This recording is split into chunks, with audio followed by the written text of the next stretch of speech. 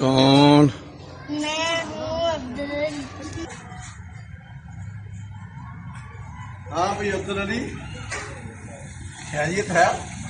परेशान नजर आ रहे हो। इस छापर में क्या है?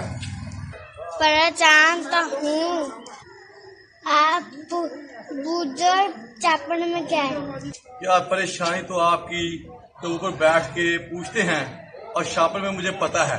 इस शापर में आप सैनिटाइजर लाए हो और साथ मास्क लाए हो। अब बताओ क्या परेशानी है? ये है, मेरी बात कोई मानता ही नहीं। अच्छा ये बात है। इतनी बार कहा एहतियात करो, कोई बात ही नहीं मानता। अब खुद ही देख लो मैंने क्या कहा था। खुदा का वास्ता एहतियात करें, अपने अपने घर में रहो।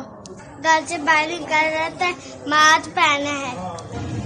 साबुन से बार बार बीच चक्की तक साबुन से हाथ धोए। कट्टे नहीं बैठना, 3 फुट का हाथ लगा के बैठना है। खुदा का वास्ता एहतियात करें, खुदा का वास्ता एहतियात